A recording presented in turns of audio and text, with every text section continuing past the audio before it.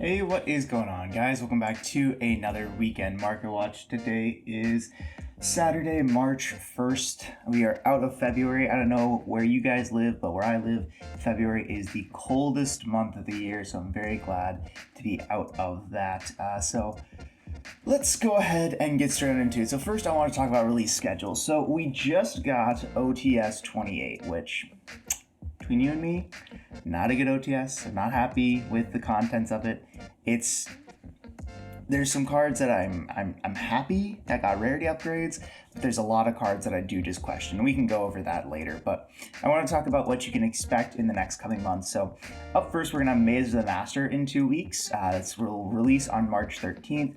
This is gonna have Trickstars, Perform Mages, the Tachyon support, the XYZ Union cards, I believe, as well. So this is a big set to look out for. Quarter Century Stampede will be about a month later on April 10th. So we're gonna start probably seeing reveals maybe at the end of this month, around the 20th, maybe the 25th or something like that. We'll start seeing reveals, and then the set will go live. We have Alliance Insight the next month on May 1st, so not as long between those two sets, but still a little bit of time. Then in June, we have Battles of Legend Monster Mayhem. This is where we're going to get the new Chibi cards. I guess I forgot to go over, in Quarter Century Stampede, we're going to get a bunch of reprints. It's a Quarter Century card. And in Alliance Insight, we're going to get the new Dragon Rulers, new Scroll Servants, the new Adignisters, a bunch of new cards. So after the Chibi cards, then we have OTS Pack 28, which will be on June 18th, so not very long after we get the Battles Legend set, which probably won't do a lot. This is the set that has the Blue Eyes White Dragon as Ultimate Rare. And then finally, we have Duelist Advance, which we know very little about, but we know it's going to be around July 3rd. So pretty much every month until we get to the summer, we're going to have a new set release, which is always nice. It's nice to have new stuff, new toys to play with, new reprints. So keep that in mind going forward. So let's go ahead and start off, as we always do, with the best-selling cards of the month. Let's see, Beryl Dragons up to 40. I'm a little surprised by this, but also not. It is basically just the best normal for Blue Eyes. It's also a pretty good card for the Primite deck, obviously, or like the Primite engine, obviously. But $40 for an Ultra Rare is a little high for my likings. Obviously, people pick these up at like 30 or 20s. But if you pull a barrel from Supreme Darkness, I guess you're happy. You're making some money. Lordly Load from Rage of the Abyss is down to $70.65. It's down from where it was at 80, but it's still up to where it was before the Blue Eyes Structure deck release, so keep that in mind. It has gone down a little bit, but overall it's still very inflated. We did get a confirmed reprint for this in, I believe it's the Battles of Legend set, so we know that's going to be in there, and that's one of the reasons that this has ducked down a little bit. But I also think people are just kind of already tired of Blue Eyes. It's like, it's only been around for a week or two, and people are already kind of just, over it, which is kind of weird to say, but I think it's true. Well, Charmifoulos is back up at 90. I think it dipped down to like 70 for a little bit there. No, it's been at 90, but yeah. People are trying to offload their copies because they are afraid of the reprint that's coming in 2 months. So keep that in mind. I don't know if I'm going to offload mine. I kind of am leaning towards keeping them just because I'll have them, and if it gets mega short printed in Quarter Century Stampede, which is a possibility, I might not be able to get these back super easy. Fiendsmith the Engraver is down to 55. Not super surprised. People are definitely getting tired of the Fiendsmith engine. It works in plenty of decks. It works with Blue Eyes even, but people are just kind of getting ready for this engine to be hit and all that stuff. Speaking of which, I think we have YCSs this weekend. I don't think we're going to get a ban list this weekend, but I think we're going to get it soon at either the Team YCS in Las Vegas, which I think is happening soon, or something to that effect. Well, Charming Meows is $50 and Perulia is $40. Not surprised with these are holding pretty good. Chaos Dragon. Crimson Dragon is holding $40. Not super surprised. It's a really good card, but it is just seeing play in Blue Eyes. I don't I've seen the lines for it. I understand them. They are good, but it is super high rolly. So I don't know how much I like the Crimson Dragon. Dominus Purge is up to 50. Gosh, I really wishing I'd pick these up when they're like 8 to 12. Because I wanted to pick these up for Trap Tricks and a couple other decks. I was like, oh, it's pretty good. And now they're $50. Dominus Impulse holding around 70. I think it's slowly climbed back up from where it was. We can take a look at that here. Yep, it was down to around 50 and it's slowly climbed up back to the $60, $70 more point. It's not nearly as high as it was, but it is getting up there, which is nice to see. It definitely plays well with other decks, especially if we get some...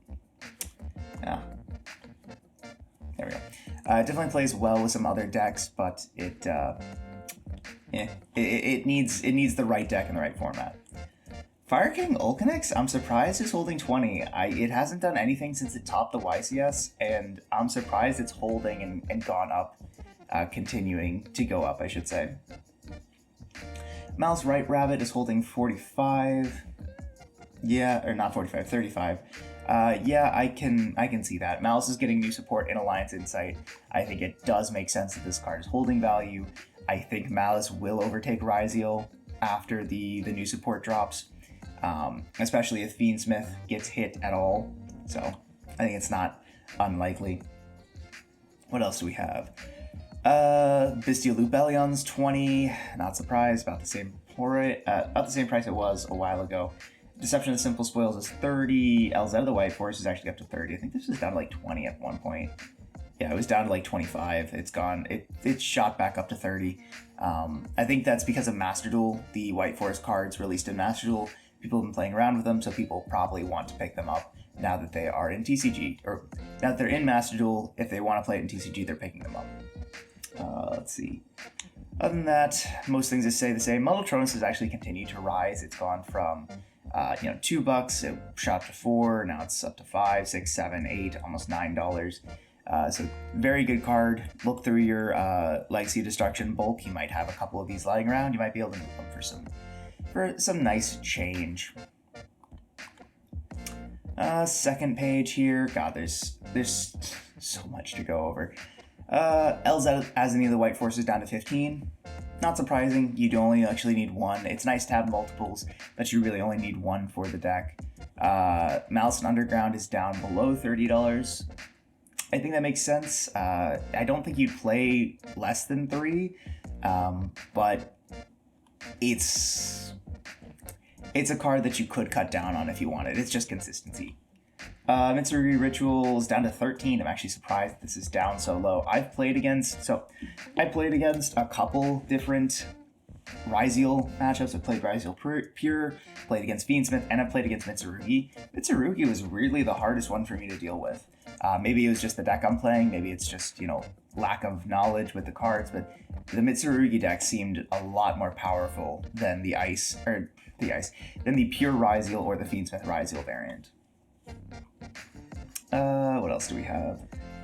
More Crimson Dragons. Chaos Angel is up to 30. Typhon's actually up to 30. That was a big card.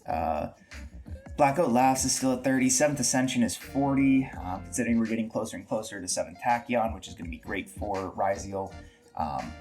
It makes sense that this is going up and up and up. Other than that, nothing else seems to have changed too much. I guess Tract has gone down, but when the Fiendsmith cards go down, they all go down. Buster Whelp of Destruction Swordsman. This is, I guess, an important card to go over. You play this in the Blue Eyes Buster Blader deck, and you can Buster Lock them. Is this good? I don't know, but it is a level 1 light tuner, so you can search it pretty easily. So, I want to talk about hat format. So there's been a lot of interest in hat format peaking up. I think people are just tired of Edison.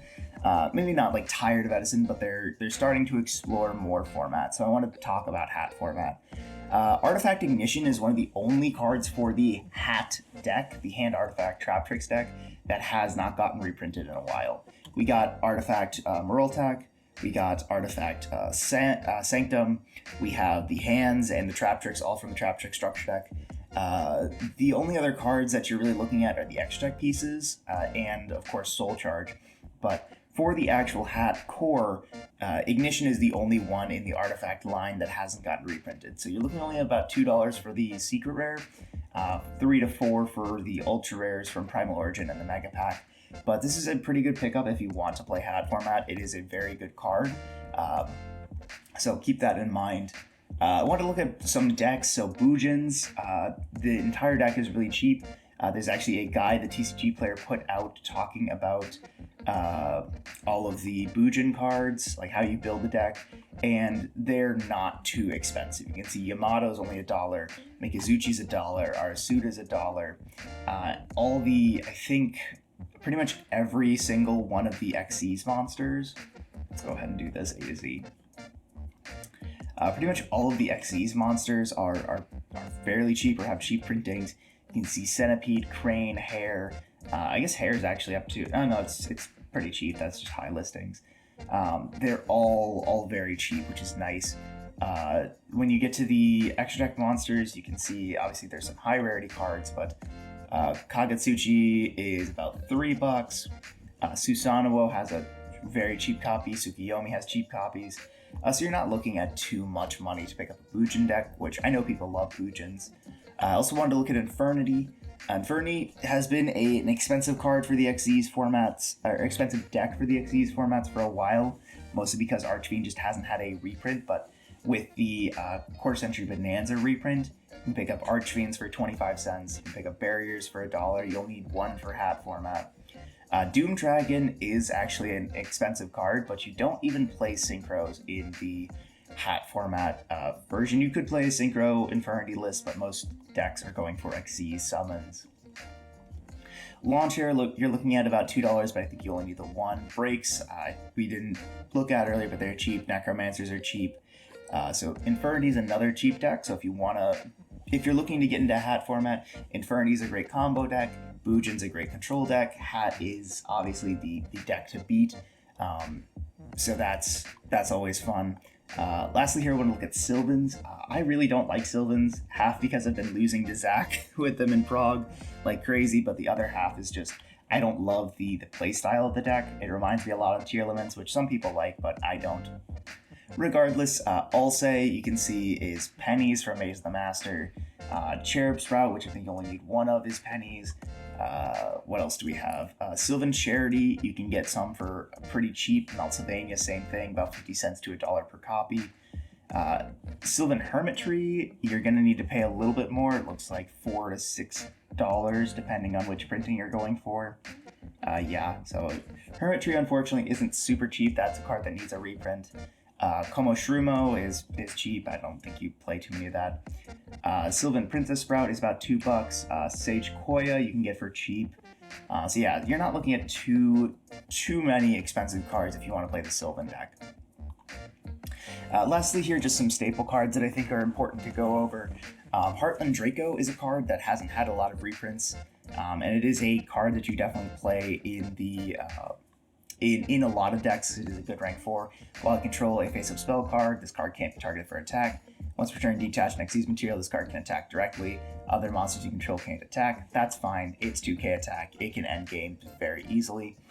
And then lastly, Divine Dragonite Felgrand. This is a card that hasn't gotten a reprint in a while. I think it could definitely be in the Last Stampede, in like the Nostalgia set, but you can see this is the Shadow Specters version. It's just slowly climbed up from $11 to $12 to $13 to now $14 for a near mint printing.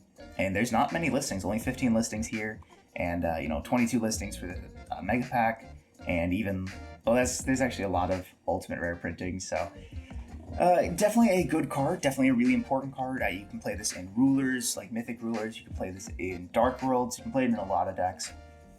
And it is a very good card. Detach material, target face of monster on the field. Its effects are negated and unaffected by card effects other than this one. So it can either make itself just unaffected, and it's really hard to out, or you can do something like protecting a monster or shutting off a monster's effects. It's a really versatile card, so it's really good. But that is going to be it from me today, guys. I hope you did enjoy. If you did enjoy, make sure to leave a like, subscribe, all that stuff. Make sure to leave a comment. Let me know what you want to go over, and I'll catch y'all in the next one. Peace.